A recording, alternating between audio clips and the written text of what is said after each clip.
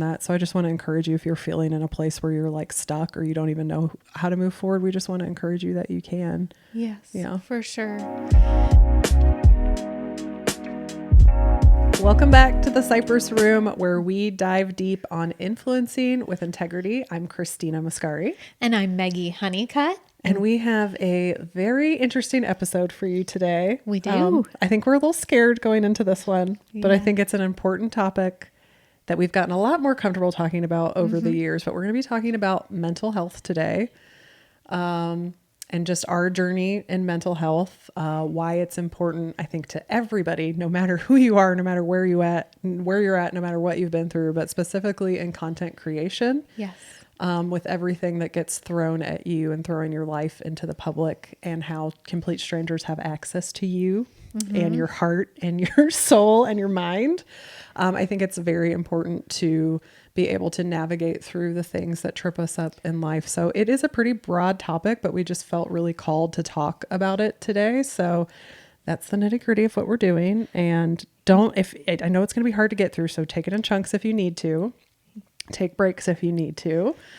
We are not experts. I'm going to say that right off the top. We are still in process. I will say that each one of us individually, and we'll talk about this more in the podcast, has done a lot of work on our inner selves. And, the fact is that our whole lives, we're never going to have arrived and made it and say, yep, I got it under control, because there's always going to be people and situations in our lives that are going to hurt us. And it's going to reveal a need for a new kind of healing, a new kind of maturity to step into. And so we haven't made it. We're still in process, but we have done a lot of work on ourselves and our mental health. So we just ask for your grace in this episode too, because we are not coming to you from a point of experts. We're not counselors. We don't have any training, but we're just, again, going to share our testimony and our stories of things that we've come up against and the way that we've worked through them and the benefits we've seen from that. And of course, stick around to the very end, because we have a new segment in the Cypress Room Podcast where we talk about our favorite things. And our favorite things that we picked out today are our favorite self-care items. So you don't want to miss that. So stick around to the end. For sure. That'll be a good one today. So how do we dive in? How do we start? I think, it's mental health is such a buzzword right now. Just in the world in general. And I think in a way it's good that there's been so much awareness brought to it, but I think we start with what it is and why it's so important, especially in the world of content creation. Okay. Well, I pulled up our Oxford definition. We like to do that when we have a word that's kind of spoken to us that we want to do a podcast episode on. So this is the Oxford definition of mental health. It's very simple and straightforward. A person's condition with regard to their psychological and emotional well-being. Okay. Which I don't feel like is a great definition, because it seems way more complex than that. It does seem way more complex than that. For me, if I was to define it without even having looked it up, I would say it's the way a person thinks and feels about themselves in relation to the world around them. Ooh, I like your definition better. That's, to me, our mental health really is rooted in our identity, how we feel about ourselves, and how we respond to situations and people and relationships in the world around us. Yeah. So I think that's kind of where we can start. Okay. I don't even know where to start, because we're, in our 40s. We've lived a lot of life. We're both raised by boomers, and boomers were raised by people who went through the Great Depression. So if you just think of kind of like the history of mental health just in America is what I can only really speak to, because that's where my family generationally is from. Our parents were raised by people who didn't know if they were going to be able to eat that night, who didn't know like where the next paycheck was going to go from. My dad lived through, watching his people have to go off to war and not come back. And I think we have a lot more comforts these days. And so because that hierarchy of needs, if you guys have ever studied that in psychology, the base level is like food, protection, a place to sleep. And when those physiological needs are all met, like a lot of us have today. I think we have more comforts in society today. That's a generalization, but then you move up higher on that hierarchy of needs and the need for, being close and having community and all those things. I think we just have more time and more space for mental health things to come up because you're not worried about surviving just with physiological things.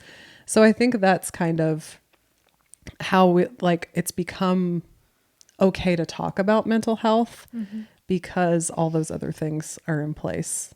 Yes. And why do you think in the world of content creation, mental health is so important? I think it's so important because I think the way that as content creators, we measure our value is by views and what people are saying about us. And so if you don't have if you're not whole and you're not healed in like who you are and what you feel called to be, all that outside noise is going to constantly be pushing at you. In the beginning, because what I do is so subjective. It's like you either hate what I do or you love it. There's people that are very passionate about wood and think that it should never be painted, even though furniture has been painted for centuries, all the way back to Egyptian times and the beginning of civilization when they had furniture. But people are so passionate about that, they would just be like, I hate what you do. You're terrible. Like, you should be in jail. You belong in hell. I've had people tell me, like, you should die over furniture. Wow. And it's really easy to be like, oh, well, those people are crazy, so just brush it off. But I don't know a person who can hear something negative about themselves and what they're doing and not have a reaction to it. I think you're always going to have a reaction to it, but it's like that's where the mental health comes in to point. Like, if you have a base and a moral compass and you know who you are and you know what your identity is rooted in, then you can, okay, I hear that, I receive it, but now I'm just going to like move on. I don't think it's good to just be like, well, I'll just bat it all off and never absorb what is actually said to you, because then I think you're not actually moving through the problem, if that makes sense. And there's another point, but I lost it. So ask me more questions. Well, I think too, in this world that we're in, we have so much more information readily available to us. I think, in our parents' day and age, they weren't bombarded with so much information all of the time, with so much feedback about themselves and who they are on a constant basis. We are also living in an age of social media where people don't have accountability for an anonymous comment that they're making online. There isn't that instant, they don't have to take responsibility for that because there isn't a person-to-person interaction. And so I think these are all the things combined with how we as creators identify with our worth, with our self-worth and who we are, kind of makes for this perfect storm of negative feelings. And so the thing that I would love to talk about though is, I hear people almost wearing this badge of anxiety or depression or these negative feelings as a part of who they are on a public space. And I'd love to talk more about what do you think? Let's talk about moving through that. What is that? How can we change that narrative and the way people are processing the feedback they get as a content creator and then again, presenting it out into the world? Well, I guess I understand. I think it's really brave for people who say like, I struggle with anxiety or I struggle with depression. I'm somebody that struggled with depression a lot, like in college, and the pressure of performing and upholding a scholarship. And I remember like hormonally, I just would have issues around that time of the month and would fall into these deep depressions. And I remember at one point my mom ended up getting me like medicated for it. And I ended up going off that medication because it made me feel really numb. I'm a super emotional person. And so not feeling emotions at all, it took away the problem, but I didn't feel like myself anymore. Yeah. And if I would have had a platform to share that story back in that day, I probably would. And I think it's great that people can get on their platform and say, hey, I'm really struggling with this, because it takes away the stigma of it, and you can relate to other people. People can be like, I struggle with anxiety too. This is what I struggle with. And the thing that I guess like what you're saying that I want to speak to, but I want to be really, really sensitive to, because I know everybody's journey is different, is that I think that when you have that pressure, when you have that pushing, when you have that anxiety, that you can push into it and work towards a place of healing. And it doesn't have to be your identity. I understand that that's the way you process the world, and that you have a name for it and you can call it out and be like, this is the way that I am. And when you want to work on it, great. If you don't want to work on it too, that's your deal. But I believe that it doesn't have to be your badge. It doesn't have to be your identity. But I can relate as someone who struggled with depression. And I think we all have some level of anxiety. I know it's not as crippling of like, I can't leave my house. I know a lot of people struggle with that. Yeah. So everybody's journey is different, and we want to be really sensitive to that. Of course. Well, let's talk about some personal, I mean, I know you just shared that one, but I know later on in life, like talk about how you moved from that place into your adult life, and kind of what have you done to overcome and push through those negative feelings about yourself, the depression, anxiety. Well, I mean, for me, the only thing, the thing that started making it better for me was understanding that I don't have control. I don't have control over what other people say to me. I don't have control over circumstances. I'm never going to be perfect. And where that changed for me was just surrendering my life to Jesus. I just came to a point where I was graduated from school. I had just gotten out of like a serious relationship that was very damaging and very traumatic for me. And I was working, and I was up in Akron, Ohio, which is where I'm from. So I'm not shaming Akron, Ohio, but it's not the prettiest place. And I was living in a hotel room for work, and, you know, I'd graduated college and I had a job, and that is great. And I should have been happy and just on my road, but I had just walking through that depression and a lot of like partying in college, a lot of drinking and things, and trying to find relief in that. I just kind of came to the end of myself and the end of my rope. And I just said, like, I can't do this by myself anymore. And I asked like Jesus for help, and he helped me. He showed up in that moment. And that was like the first thing to help me with that. And it's been a slow journey along the way, but I've just learned when I have those outside things that I'm like, this is really bothering me. This is really bothering me. I need this person to change. I need this person to change. And understanding like, I can't control them, but I know like God has called me, like I am healed because of what he's done in my life. So what can I learn from this situation? How can I control it, but I can control my response. So what do I know to be true about myself? What do I know to be true about what God says about me? And how do I move forward and navigate relationships in that? So I know that's like kind of like way overview. And we have a couple of testimonies too. Yeah. I don't know. What do you want to share about that?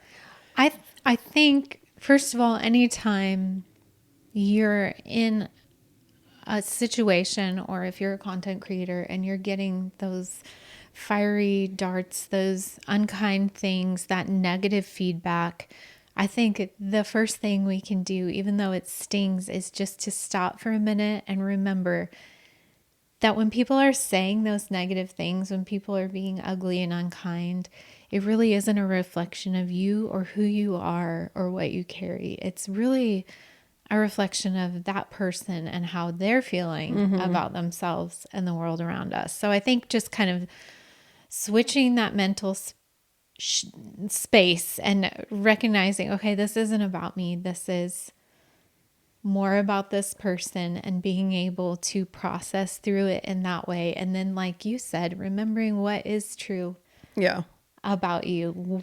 Reminding yourself of your why. Why are you doing this? Who are you? What are you talented at? I know for me, one thing that has helped me tremendously, because I walked through so many years and have struggled with insecurity and unworthiness is when I have the negative thought or I'm feeling the negative way, instead of embracing that as part of my identity. I don't even like to say I'm an anxious person, because I don't want to take that on as my identity. I want to say about myself, no, I'm a person of peace. Like, I'm a big believer in declarations because I think words are so powerful. So I don't want to come into agreement. I can say, like, I'm feeling this way. I'm feeling anxious. I'm feeling fearful. I'm feeling stressed. But what I want to declare over myself and what I try to do is say, even if I'm not feeling it in the moment, no, I'm a person of peace. No, everything I put my hand to prospers. No, I have a spirit of excellence. I have a sound mind. Yes. That's what I don't say have over a myself spirit all the of time. fear. I have a sound mind that thinks the right thoughts, makes the right choices, speaks the right words in every situation. Like, I just have this list, and it is a list of declarations that when I've said them so much now, you can hear me, like, I have them memorized so that when I am starting to have these negative thoughts and fears and stuff crop up, that I can speak life over myself. And, sometimes it's like that fake it till you make it mentality is like I said, I don't feel it in the moment, but the more I say it, the more I move in the direction of peace. My feelings are going to line up with that truth about myself. So I encourage you all out there. I know some people call them affirmations. I do declarations that are actually come from Bible verses. So I'm speaking the truth of God's word over my life. But if for you, it's positive affirmations, that can work too. But I just encourage anyone out there who struggles with just negative thoughts, with reading the negative comments or getting negative feedback, to combat it with just speaking life over yourself. Yeah. And I love that too. It speaks to and I want to try to say this in the most sensitive way, because I know anxiety is real. I know it's real. I've experienced it, but I want you to know that you're more than your anxiety, and that you're a beautiful creation, and that you have purpose, and that you have hope, and you have a future, and you don't have to wear it as a label. Like, it can be part of you, but you're more than it. And I guess that's what, I want to tell people in this, because I struggled for a long time too with like that unworthiness of, I have a people pleasing personality. I'm extremely sensitive. Whenever I tried to voice my opinion when I was little, and sometimes now, if I feel very deeply and very emotional about that topic, my voice just quivers. And I would go into 360 reviews with my boss when I'm 24 years old, you guys. And if I was fighting for something and I knew that they were accusing me of something or not doing something well enough and I just knew, because my worth was so attached to performance, that my voice would start shaking, and I would cry in reviews with my boss. And I'm super embarrassed about that.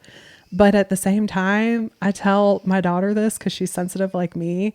I think my sensitivity is a superpower because it makes me really aware of the environment that's going on. It makes me aware of how other people are feeling. And I used to view it so much as a negative thing, because it's like, don't show emotion, especially at work.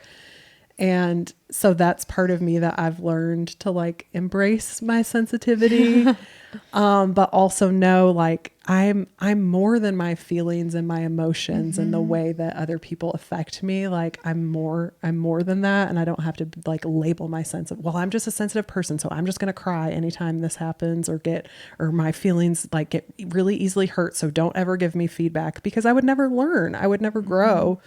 And, sometimes when I get like the cutting comments, sometimes there's some truth in them. And sometimes I do need to hear a little bit of that criticism. I don't want people just coming to me saying, oh, everything you do is so great and lovely and wonderful, because that's not going to help me either.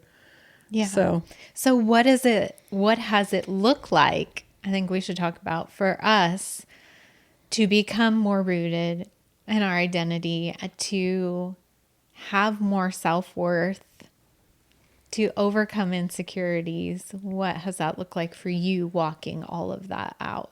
Well, I think there's two main things that stick out to me, and it's very similar to you, to know what God says about me in his word. And he says that I'm fearfully and wonderfully made. And he says before I was ever formed in my mother's womb, he knew me. He had a name for me, he had a plan for me. So I find comfort in scripture. And I also find comfort in community. Because when you're isolated, your mind loves to just like spin and play tricks on you, and you're not enough and you shouldn't have said that. And when you're in community, and I'm talking about like real community, like people that you're in the trenches with, that you're vulnerable with, that you take the time to listen to them and help them walk through stuff that they're walking through, and people that will sit and walk with you through things, that level of vulnerability and accountability and people who can speak truth into you as well, I think is a really important piece. And, you know, we did a whole episode on community, but I think those are probably the two things. And community includes like my family too. I think my husband and our communication level as well has been very vital to my mental health. And God bless my husband, because he is on the opposite side of the emotional spectrum from me. So he has been very patient with me and hasn't understood a lot of times when I'm going through things, but he's always sat with me, and he's always apologized when he feels like he wasn't being very understanding or stuff. So, and he also helps me to be like, sometimes you do just need to calm down and it's not that big of a deal. But he also knows how to listen when I'm in the throes of it too. So to me, those are the two things. What about you?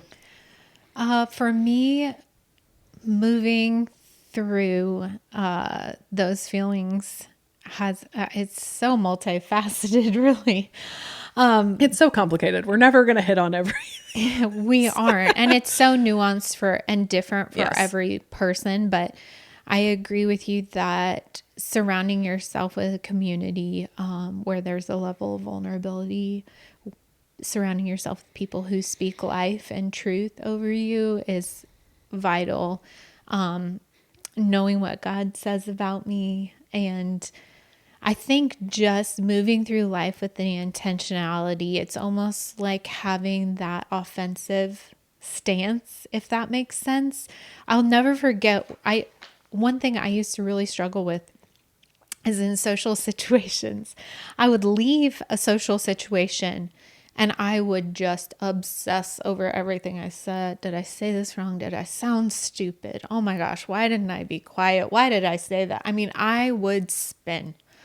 Why did I do, and there was one time, and it was shortly after we moved here to Nashville. And it was like after a women's prayer, and I'm just like beating myself up, like something I said. And it was like in that moment in the car, I was like, no, I do not want to do this anymore. I do not want to spin. I'm tired of stressing myself out about whether I said something right or didn't say something right. It was like in the car, I'm like yelling this out, almost like a prayer, but like not a prayer, but just talking to God and like, no, this is what you say about me. Like, and it's okay. And people have grace for me and my heart is in the right place. And like, I was basically just coming against every one of those negative thoughts out loud. And I felt like that was a turning point for me, because now when I do have those thoughts, when I start to spiral, I have more of an offensive stance instead of like defensive, like just waiting for something to happen to me, waiting for, and letting it happen and not coming back against it. 'Cause I don't know, to me, I just think that nothing is by accident, and it's a purposeful plan of the enemy, which I know that can be weird for some people, but I just believe in spiritual dimension and that we were created for a purpose and we are fearfully and wonderfully made, but there is good and evil in this fallen world, and that's the evil part. And I don't want to sit back and just take it. So that's how. And believe the lies that you hear in your ear.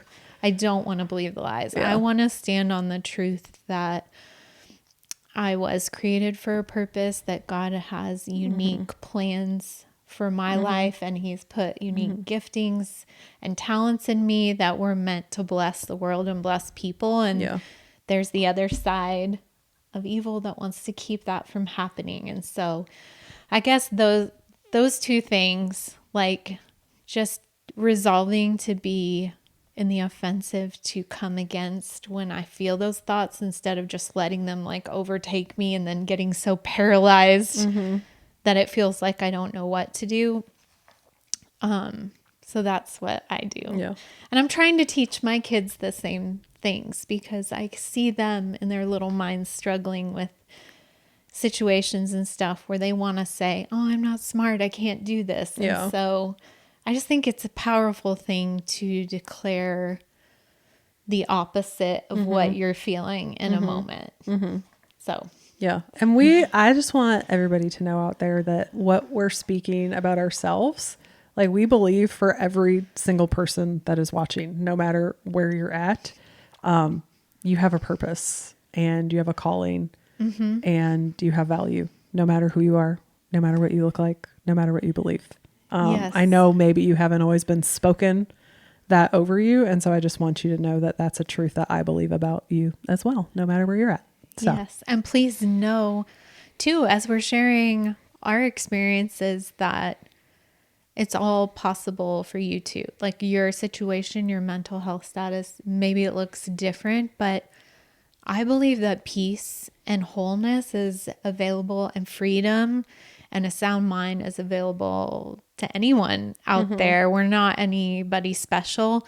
I think the difference is really being willing to get uncomfortable, dig into the places, the whys of why we're feeling a certain way, because for me, that's really where the healing and the peace came in, is when you're in a situation and you're triggered, you're having negative feelings or a reaction, is being able, and this is something that therapy taught me, is to get beyond those like surface level reaction feelings and dig deep into the why of why you're having that reaction, because it's usually a place in your heart, a lie you're believing about yourself, a fear that you might have, that really that's where the healing needs to take place. So then the next time you're in a similar situation, a hurtful situation, because you've healed that place, you're going to respond differently.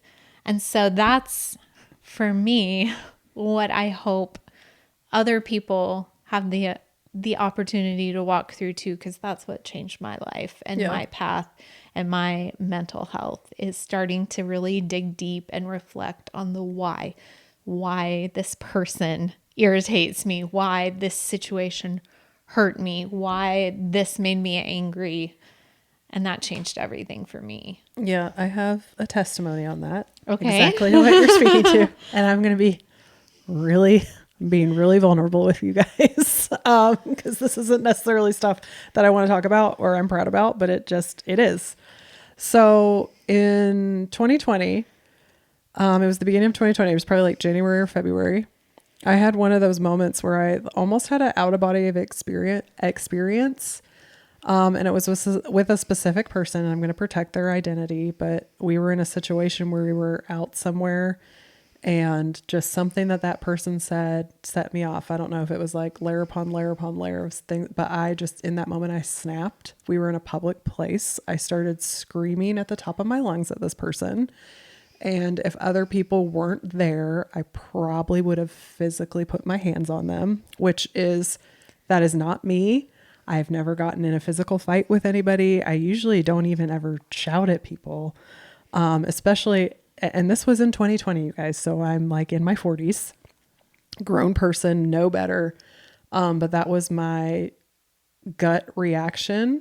And my husband had to literally make me like leave that place. And I did it in front of my kids too, which I'm going to cry. I'm not really proud about that. But, it was like the truth of what was building in. And I think because of where I was at in my life, and I'm like, I have Jesus and I'm saved and I'm free, but I hadn't let him touch that part and something irritated it, and it came out from like the depths of my soul that I had probably hidden away and said, I'm good. Like, that's taken care of. Like, Jesus died on the cross for me and I'm saved. So I don't ever experience anger or wrath. I mean, it's a spirit of murder. Like, when that came out, that's like what it was. And when my husband was able to remove me from the situation and I was able to be home and like sit, and I did have to apologize to him and apologize to my kids and be like, that's not the way that we act, but that's how mom reacted in the moment. But then I had to sit with myself and be like, if this person never changes, if this situation never changes, am I going to continue to react this way? I don't want, and the answer is like, I don't want to. Like, I want to figure out why I reacted that way. And I think that the huge thing about doing counseling and therapy, if you're able to do that, is it helps you kind of just talk to a person who has no stake in the game, who has no bias, who can really help you unpack, like, why would you have that reaction? Because that's in my opinion, it's a negative reaction, and it's something that I don't want in my body. And I remember talking to God about it and being like, what is going on? Because I felt crazy. I felt like I was losing my mind. I felt out of control and I didn't like it. And I said to him, like, what is going on? What do I need to do? And he just said to me, I need you to be really whole. And I need you to be healed from this stuff before I take you into the next season. And at this time, I had only been full-time content creating for 6 months. So I had said yes to him to start creating content, but there was some stuff that he needed to work on with me and my heart and things that had been done to me. So I remember just deciding, okay, I think it's time. I think I need help outside of what I can do here and my friends and my community and the things that have been working. And I need some outside help. So I went to my husband and I said, I think I need to see somebody. Like, I found this person through a friend. I trust them and what they've done for them. And at this point, I wasn't making any money. And if you remember last episode, if you watched our generosity one, I had just emptied out my whole bank account of my business bank account. And so that had $0 in it. And I go to my husband, I'm like, I think God's telling me I need to go to therapy. And my husband, who, God bless him, we have worked through this, but at the time, he hadn't experienced a lot of mental illness, like in his family and in his life. And a lot of things don't bother him. That's just his personality. So he was like, you're fine. You're okay. You don't need this and we can't afford it. And because I knew it was God saying that I was supposed to go, I knew he was going to work it out. And instead of like fighting my husband and reacting super emotionally, like would be my flesh reacting, I was just like, God, I know you're going to take care of this because I know that you want me to be healed from this. And I just know you're going to take care of it if you told me to do it. And a couple days later, my husband came to me and he was like, okay. He wasn't happy about it, but he's like, I understand. And okay. And we'll figure it out. And Meggie and another friend, I remember telling them this whole thing because it was very traumatic, you guys. And they just prayed over me that, like, if this is God telling you to do this, the finances will come in. And so I took the obedience to start going and doing the work and digging out just different experiences from my past and working through them and lies that I had partnered with about myself, and that I needed to be a fixer and that I needed to be a helper and that I needed to fix everything around me and control my environment. And I learned that those were very unhealthy thoughts to have about yourself, and that I've had those since I was like 8 years old. So therapy is amazing to help you walk through some of those things. And the cool thing is that all happened right before COVID, and that's when my channel took off and started ticking up. So God did provide the finances to cover all of that counseling that I did. Wow. So it's a pretty cool testimony. It is a pretty cool testimony. I didn't know I was going to cry. I should have known that I was going to cry about some of that. But yeah, and it was like super embarrassing. My reaction was super embarrassing, but at the same time, it was true. I really felt those things. And I think that's an important part of mental health, especially if you're a content creator. Like, we try to just look like we have it all together, and they're like, and don't let everybody into everything that you're doing. I'm pretty secure now. So that's why I'm letting y'all into this, because it was a breakthrough moment in me being a full-time content creator and having the successful business that I have today, because I needed to work through that garbage And if I would have just kept hiding it down in here, it would have manifested in some other way at some point. And probably, what if I did hit somebody? And then what if I lost brand deals because I hit somebody? You know, like God really had a plan for me that he's like, these things can't bother you because you're going to have worse come at you and worse things said about you. And I need you to know who you are in me and who I called you to be and who I created, and that I have grace for you and that I'll forgive you over and over again if you mess up. But you need to know that you know that, and not like, it's not, let's be a robot and pretend everything's okay when it's not. So that was a huge turning point for me. And it happened when I was 40. I know. Yeah.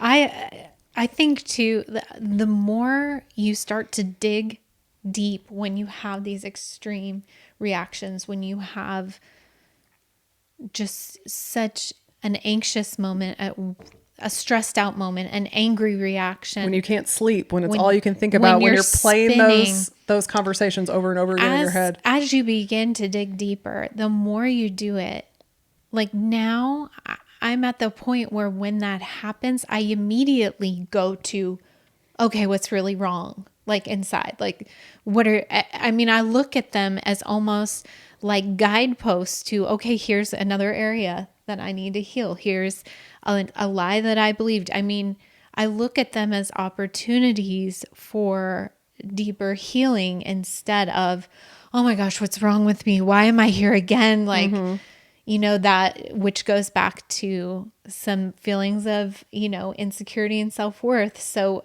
I think as you move through healing, as you move through mental health, getting more whole, getting more peaceful, you're able to handle it as it comes in a different way, because it's just that maturity. It's that healing. You're approaching it from a different place than when you first start. But I think in the beginning, it's so uncomfortable. It hurts. It's painful.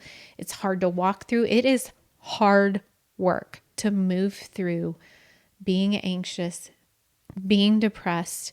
And you know, sometimes that does require, you know, therapy. It requires medical intervention. I know there was a point in my life where I was on medication for it. So it looks different for every person, but what I want to encourage people as we're sitting here is that you don't have to stay in the place that you are. You don't have to stay and just sit with the anxious thoughts, with the depressed feelings. Like, we can feel them, we can move through them, and there's so many different resources and ways that we can help to overcome, to get to the other side, and to deal with them as they come in the future. And we're just sharing our testimony and sharing our story. And we know everybody's story is going to look different. We know everybody's experienced different trauma and different things. And so it's not going to look exactly like our story. I think what we just want to encourage you in is that we felt the prick of the uncomfortableness, and we're like, instead of pushing away from it and hiding from it, and kind of, we just pushed forward, and we had some breakthrough in that. So I just want to encourage you, if you're feeling in a place where you're like stuck or you don't even know how to move forward, we just want to encourage you that you can. Yes, yeah, for sure. Yeah. That it's okay to feel the feelings, but you don't have to stay there, I guess. And another important thing, because, you know, I learned, like, I can't control how that person's going to treat me or what they say about me, but I can control my reaction. Another huge thing that I learned through therapy, because I was a people pleaser my whole life, is that it's okay and it's healthy to set boundaries. Yes. Because I was never told as a child that you were allowed to have boundaries. You had to respect authority and listen to everything that adults told you was like the line, and you had to listen, and it was black and white. There was no nuance. Yeah. And I think especially like in family dynamics and things like that, it was like, well, everybody's allowed to have access to you. And I have learned that, you know, if a relationship is unhealthy, or there's a friendship that's unhealthy, or maybe you have a friend that calls you every time they have drama and they want to talk for like an hour about it, it's okay to say, I don't have time, or I don't have the mental capacity to take this on right now. Maybe in a week I will, maybe 2 weeks. Let's set a time to talk about it here or whenever. I thought that was so rude. And like, you can't do that to someone. You're a terrible person if you do that. But honestly, like setting boundaries with people and then having people set boundaries with me, I think has created healthier communication, because I'm the type of person that when something goes wrong, I'm going to talk about it right away. Oh my gosh, I did something wrong to you. I'm so sorry. Let's talk about it. Let's talk. And they're like, no, I need like a couple of weeks to cool off. I would be the person that's like, no, we need to talk about it now. We need it. But I had to learn like, ooh, that's more about me than it is about actually trying to heal this relationship. I need to sit in this uncomfortableness for a couple of weeks until this person is ready to talk with me. So boundaries have been a huge thing that I have learned just in the past couple of years, just to protect my health and the health of relationships and others.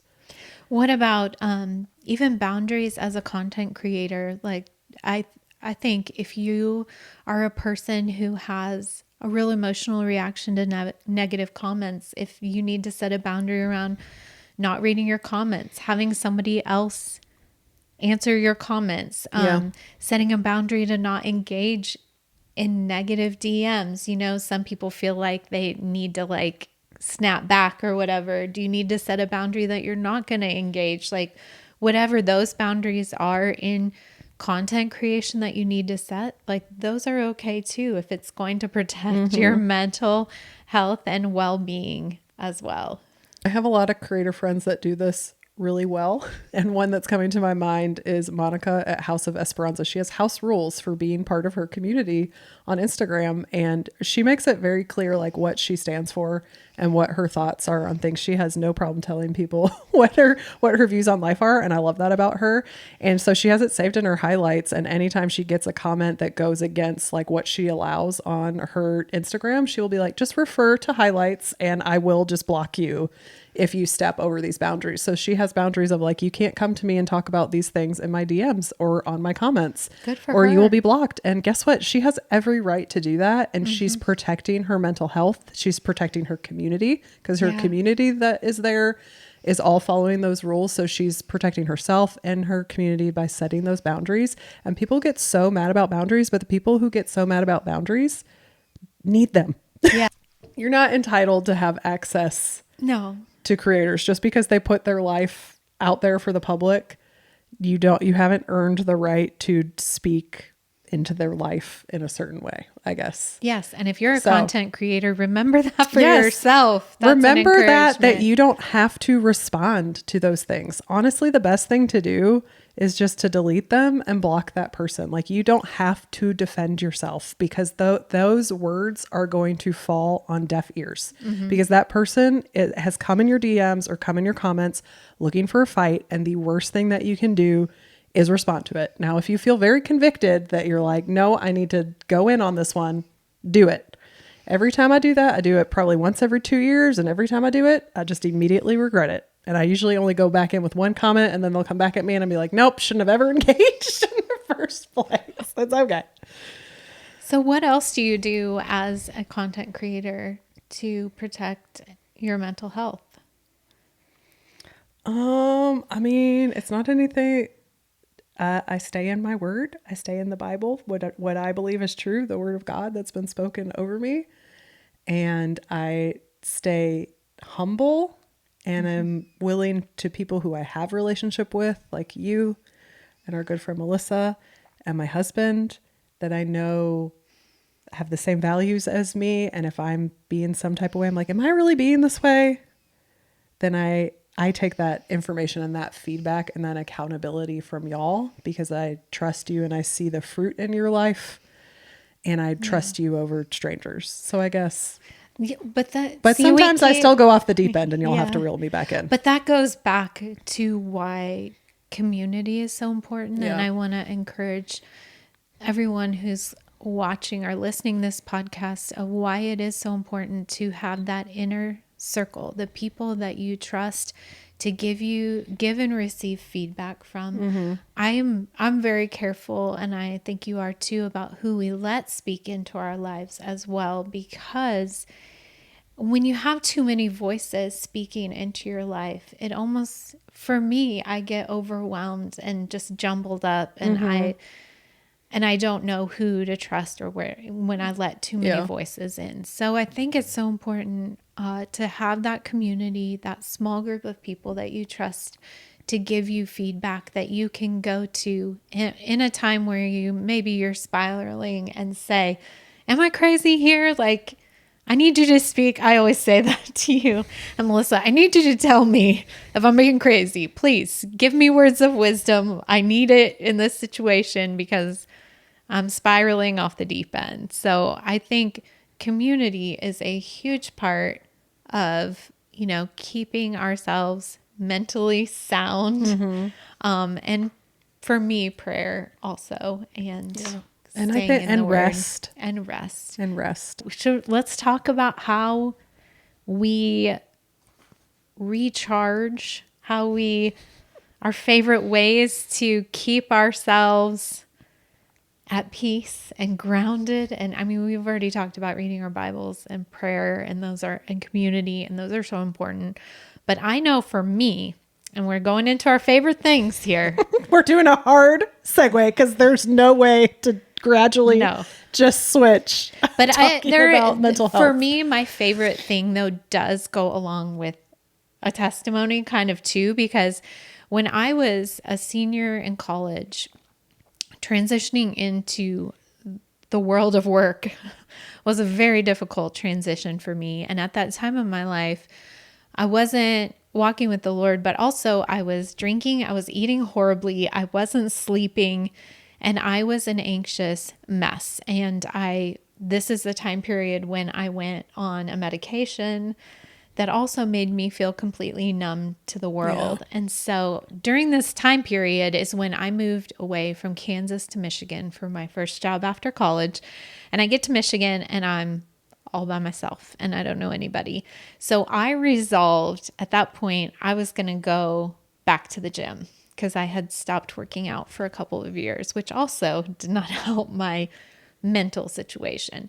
So I started working out regularly, and honestly, I was able to go off the anxiety medications without a huge problem. And I really attribute it to the fact that I was super consistent about working out, and it helped my mental state so much to have that daily routine of moving my body and getting my heart rate up. And that's why my favorite thing, and that was 20 years ago now, which is really wild to say out loud. I have not been working out that long consistently. But in those 20 years, the only times I have not worked out consistently was around like my pregnancies. I worked out for the majority of them, but then I had really sick pregnancies. And honestly, still to this day, when I don't work out, on days that I don't sleep as well. I'm more prone to like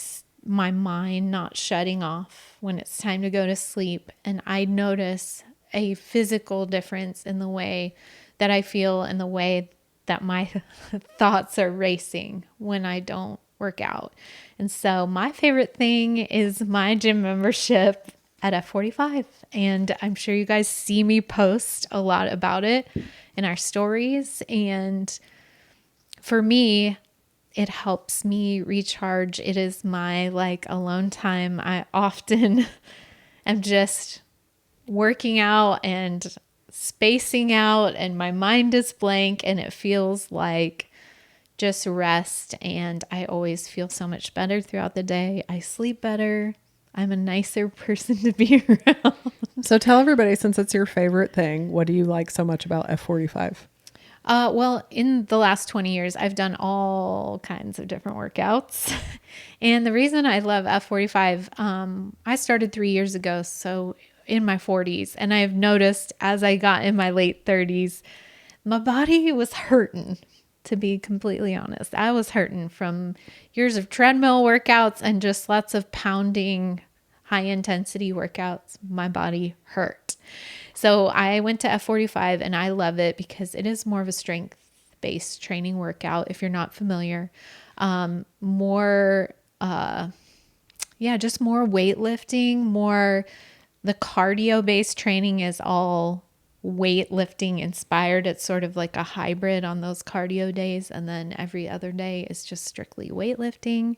And it's always like a HIIT style where you're doing like 30 to a minute circuit style worth of work. And then you always at least get a 10-second break, if not like a 20-second break in between things. So that helps. And the workouts are 45 minutes. So it's so doable, easy to fit in my schedule. It goes by fast. Different formats, different timing, different exercises. They change it up every day. So I you never know what's coming. Bored. I don't know. It's my favorite thing. Working out is my favorite way to recharge and get my mind right.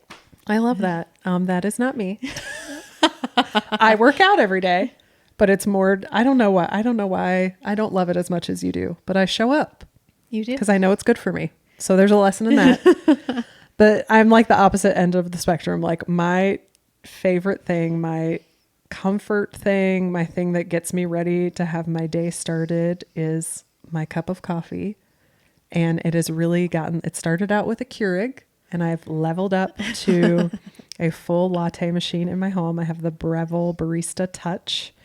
I'm sure you've seen it in my content as well. I have a flat white every morning that I put now in my bougie Ember cup that keeps my coffee at 150 degrees for about 30 minutes. It's fabulous. So I typically have my coffee either if I get up early in the morning before the kids and have some time like with my Bible and my coffee, or I have it after my workout once I have gotten the kids off to school and there's just quiet and I can just like have my coffee, like center myself for the day. Like, what am I going to accomplish today? It just sets me in a good mood. It's like my alone time or my time with God to just focus and set myself up for the day. And it's delicious and fabulous. And it makes me warm and cozy inside. And even in the summer, I still drink hot coffee. I love to start my day with a hot beverage. And it's just my favorite thing to take care of myself and my self-care. Yeah. No, and I would never want some coffee. I would never give my coffee machine up for anything. I would agree with you. My coffee machine's maybe one of my best purchases ever. But so I hope you guys out there can find your moment of peace, your thing that helps you to recharge. Your self-care. Your self-care moment. Get your mind right for the day. I think it's worth it too. Like for me working out too, I get up before the kids because it just sets my day in the right motion to kind of start with that self-care moment. So I encourage you guys to do the same. Yeah. And thank you guys for this episode. I still don't know. I don't even know if we'll put this out, Meggie. If we put this out, I know. It was very vulnerable for us. Again, yes. I don't ever want to offend anybody that's walking through any type of mental illness and try to make your problem seem small or easy to work through. It's very complicated. We know we're still walking out things. We're still working through things. We're trying to raise little humans that are able to process their emotions and feel the things that they want to feel in a productive way. And we're still trying to become like better wives and communicate with our spouses in a thoughtful and meaningful way and with friends. So don't want you to think that we have arrived, that we've come. I just want to be vulnerable with you guys because I think this is something that's so important, and we just want to encourage you wherever you're at. Like, we love you and we want to see you healthy. And if there's anything that you can take away from this episode that's going to help you move through any issues that you're working with, that was our heart behind this. So thanks for letting us be vulnerable. Yes, please let this episode be an encouragement to you that wherever you find yourself at, like, we are here to cheer you on, to say you can do it, you can move through, that there is breakthrough on the other side, that where you're at now doesn't have to be where you're going to stay, that there is hope. There's hope in every situation, and we don't know every situation, but God knows every situation. He knows right where you're at. He cares about you. He loves you. You were created for unique purpose, and we don't want anything to come in between you giving to the world what you were meant to give, because it's that ripple effect we talked about in generosity. The same for mental health. If something is stopping you from putting your talents and giftings out into the world, then we miss out on the ripple Yeah. effect, right? Because that's meant to bless other people. So that is our hope for you. So please hear our hearts and know that we just want to encourage you. We hope our stories are an encouragement to you. We're certainly not perfect and we're not always going to get it right. And this is a scary episode to put out because we don't know every situation. Well, thank you for sharing your heart, friend. I know I talked you into this one, but I hope it helps people. And we just love you guys. Yes. And let us know, what is your self-care moment? Like, I need suggestions for myself. Maybe I need to add in another self-care moment besides working out. Oh, I think pedicures could be in there. I love a good pedicure. Yeah. Coffee, pedicures, facials. Let us know what you're doing to keep your self-care and your mental health intact. That's the word I'm looking for. And if you aren't subscribed, go ahead and hit that subscribe button. Become a part of our Cypress Room community. We're so glad you're a part of it. We're thankful you're here. Thanks for sticking with us to the end of this one. If you made it. If you made it. And we'll be back again soon with another podcast. So we'll see you next time. Yeah, we'll see you next time in the Cypress Room.